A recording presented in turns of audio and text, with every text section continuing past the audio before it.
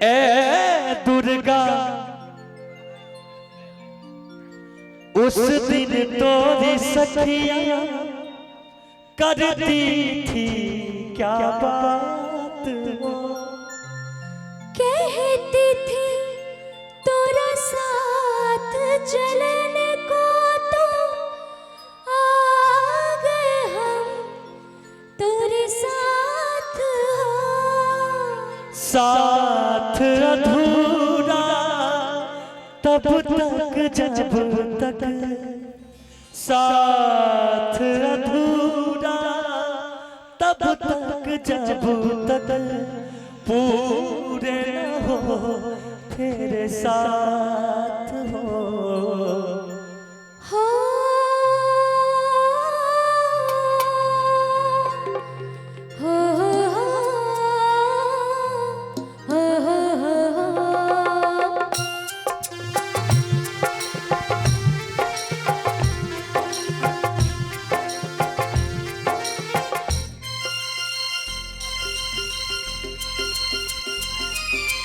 कौन दिशा में लेके चला रे बटोहिया,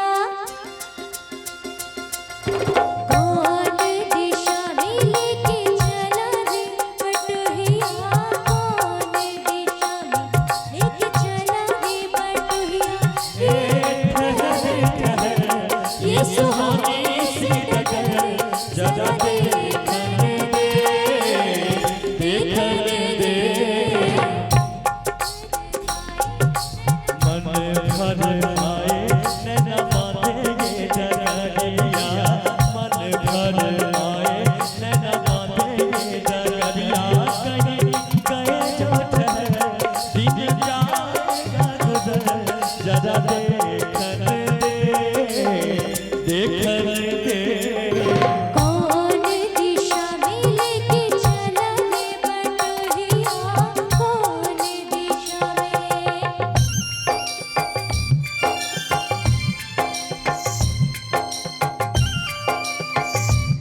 ए गुंजा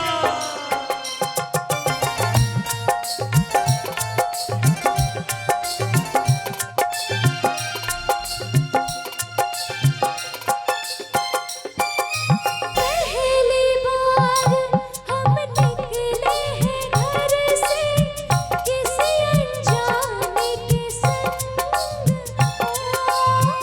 अनजाने से पहचान बढ़ेगी तो महक उठेगा तोरा अंग हो। महक से तो कहीं महक न जाना, महक से तो कहीं महक न जाना, ना करना कोई तंग हो। तंग करने का तो से नाता है गुजरिया, तंग करने का तो से नाता है गुजरिया। कहीं गए जो ठहर दिन जाएगा गुजर, गाड़ी हाँ कर दे, हाँ कर दे। कौन दिशा में लेके चला रे बटोहिया, कौन दिशा में।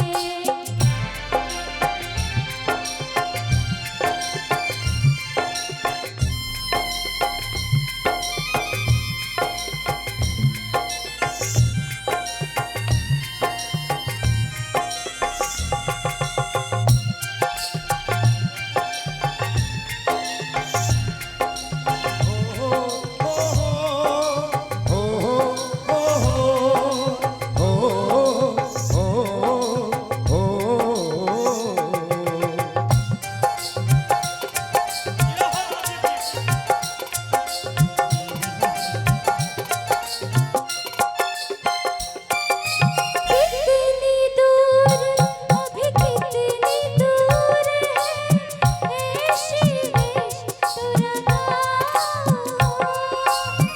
कितना अपना लगने लगे हैं जब कोई बुलाए तो है नाम हो। नाम न ले तो क्या कह के बुलाए, नाम न ले तो क्या कह के बुलाए।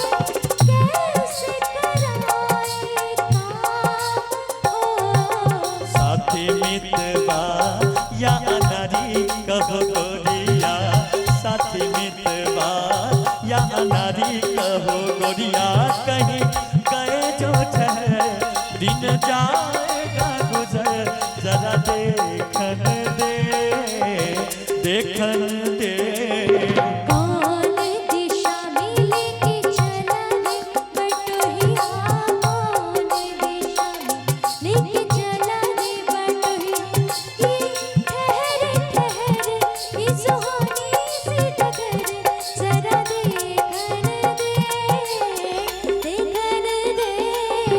कौन दिशा में लेके चला रे बटोहिया कौन दिशा ए कुंजा